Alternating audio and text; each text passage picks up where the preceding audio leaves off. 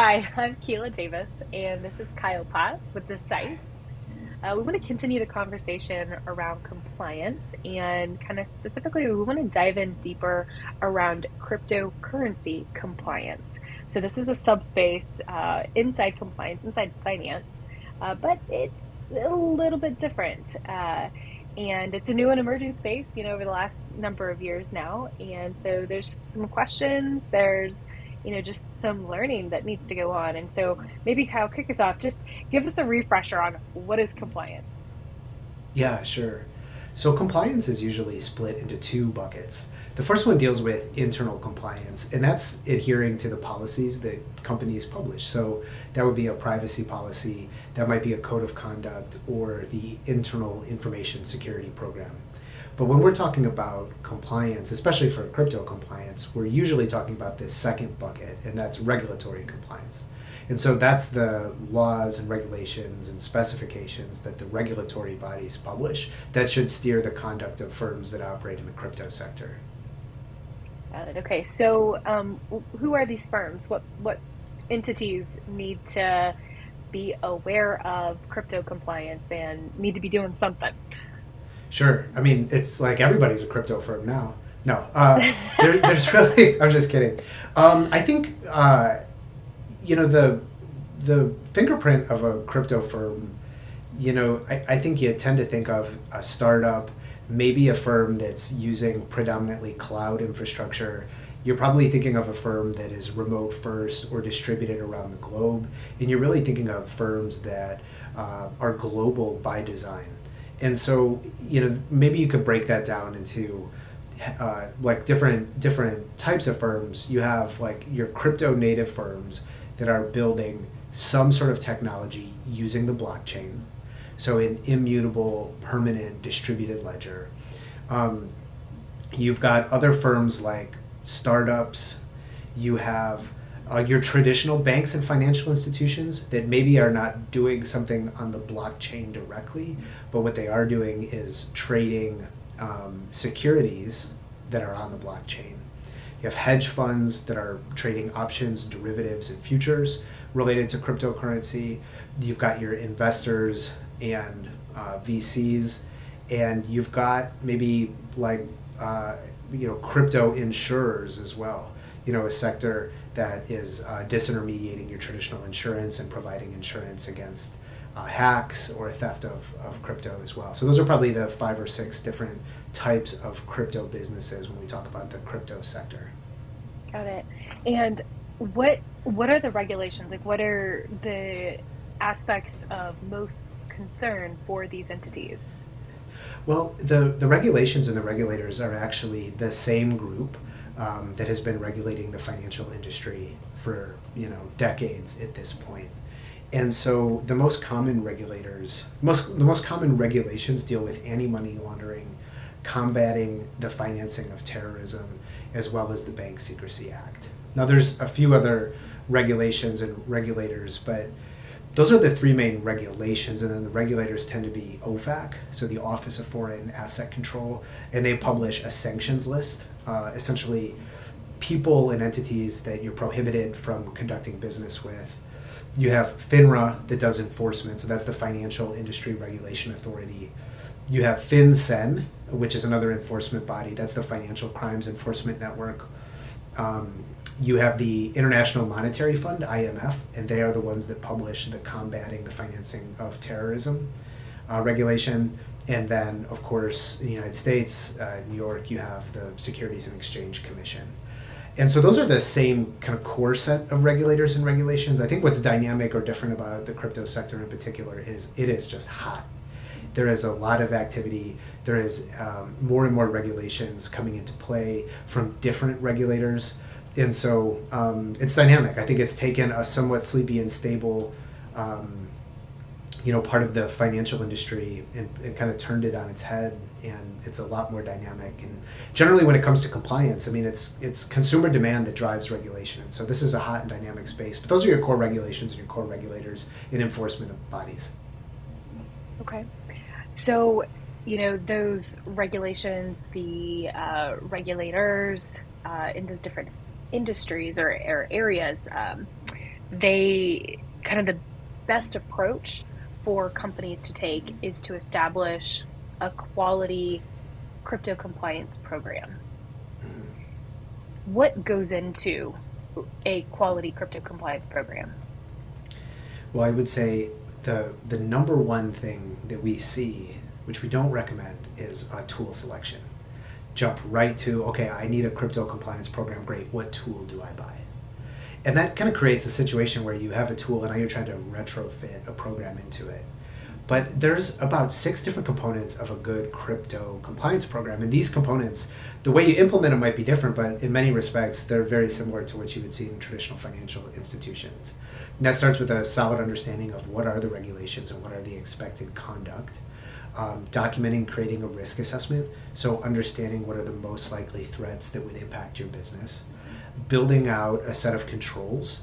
And controls, I know that's not a super common term, but it's essentially the type of behavior that you're going to follow internally. And controls usually get documented, and then you can produce evidence that demonstrates that you are actually doing what you said you were going to do.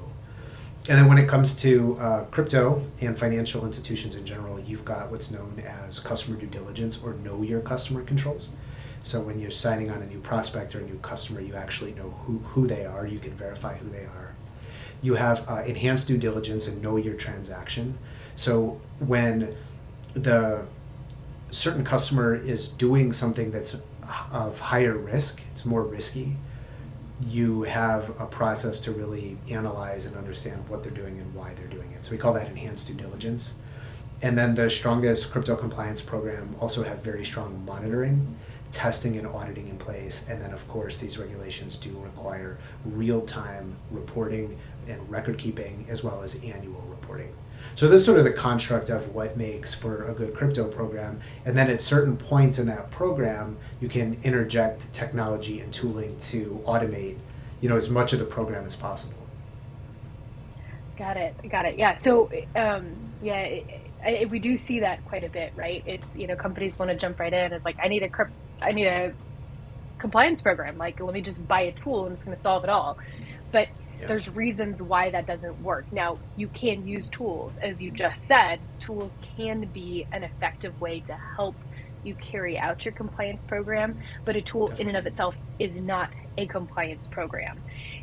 Talk to us a little bit about that. Like, what can a tool do and what can a tool not do? Sure. I think that was really, really well said. Um, tools.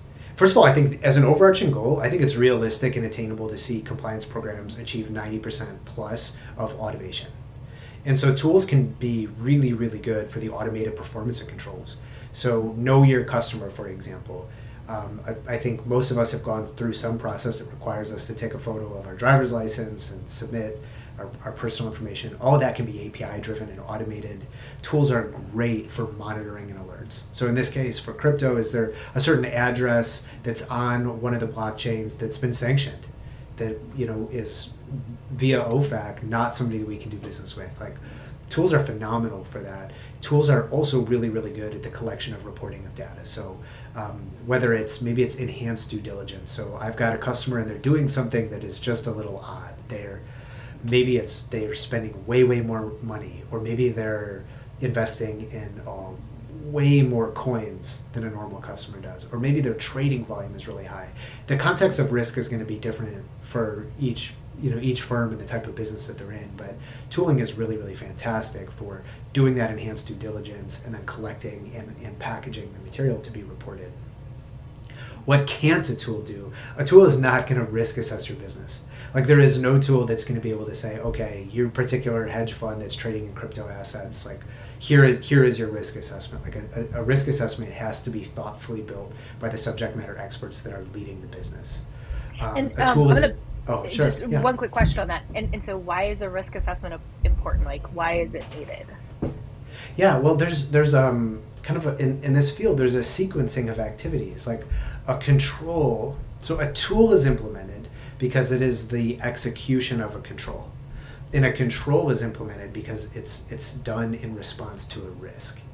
And so if you sort of just flip that around, risks leads to your control definition, which leads to your tooling. And so a risk assessment is really like the linchpin of a quality compliance program because it's where you document and understand all the risks that are facing your business. Then you can thoughtfully design which controls you're going to use. In control design, is normally done in what we call policies and procedures. It's quite literally writing down what you're going to do and why you're going to do it, and then how you're going to perform that control. And a tool itself is also not going to identify those controls. And so after you've done this risk assessment, you've designed your controls, that's the proper point to say, okay, cool. So what tools can we use? How can we inject technology here to automate this program? And then the last thing a tool is not going to do is it's not going to train your staff.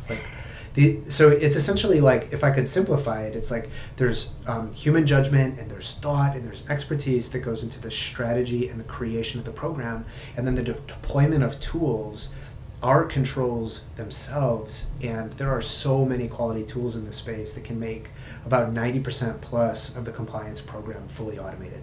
So the human power that you need to deploy into a compliance program is really used for exception logic when something significant takes place or you have a need for enhanced due diligence.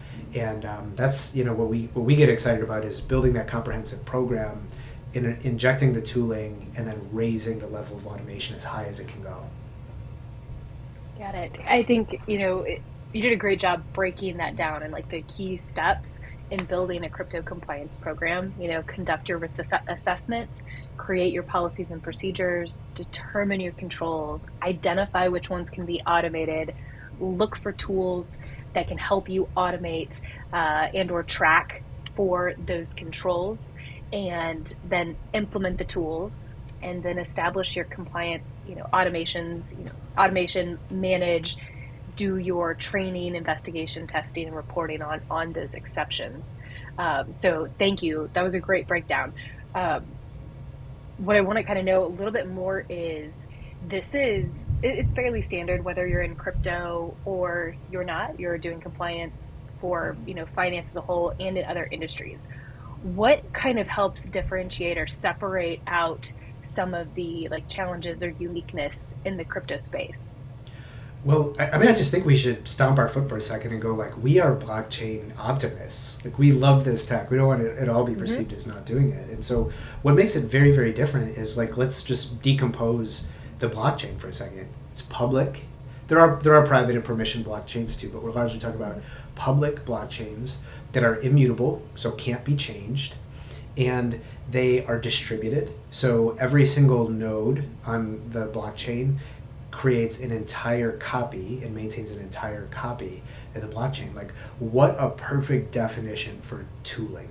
So you can go into the blockchain, you can see every transaction that has ever been, executed since the genesis of the blockchain, and then you can dispatch some really great tools that crawl the transaction ledger and see, okay, who has done what. And so when it comes to a compliance program, there's the know your customer control set, which is really the primary mechanism that you change the blockchain from being fully anonymous or pseudonymous to actually knowing who the human or who the entity is on the other side of the computer. And once you've done that, and that's not always easy to do, but now you have just these amazing crawlers and tool sets and APIs that you can use to quite literally follow and track the history of all the transactions on the blockchain. And that's what's fundamentally different, to answer your question directly, like that's what's fundamentally different from the way that know your customer and know your transaction controls work in traditional financial institutions. There is no public ledger. It's not immutable. A lot of that technology is proprietary. And so in many respects, a compliance program for crypto is actually easier than your traditional proprietary compliance program because so much more can be automated. There's so much more transparency to what's happening on the blockchain, and then you can achieve those extremely high levels of automation. That's much, much more difficult for traditional financial institutions that aren't using blockchain. Well, that's inspiring and exciting, and and probably also, hopefully in the long run, confidence building around the use of the blockchain and cryptocurrencies. Being able to audit and have more visibility as to what's going on.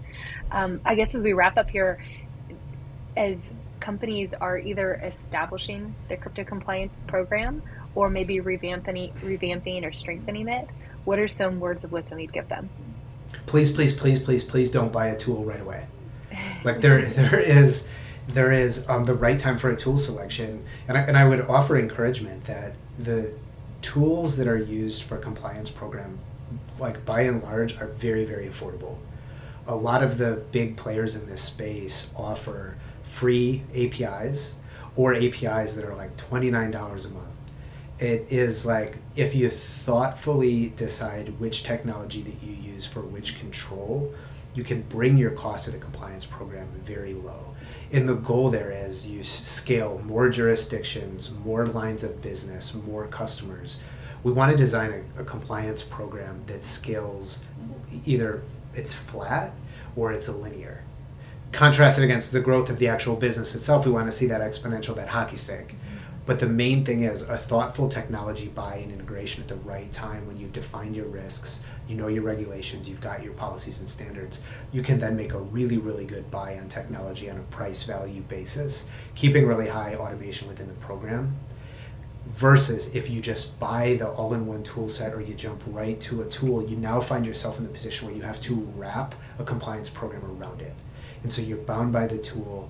You have to create policy procedures to the tool, and you have to map it to the risk. It's just a much more challenging journey if you jump right to the tool selection. So please don't do that, and then remain optimistic. Like, the business outcomes of a flat costed compliance program are attainable. Extremely high levels of automation are attainable, and that can be done in a really affordable way, even as you're hopefully experiencing that great hockey stick and growth in your business. So like, be confident. Like, you can do this. It is not as scary as it may seem if you've never worked in this space, and we love doing this kind of work. Yeah, we do. We love doing this kind of work. And so if you have questions, you want to talk with us, and we'd love to. So just reach out. You can find us at deciseglobal.com. And thank you, Kyle. Thanks, Have a good Keela. day. Okay, bye. Bye.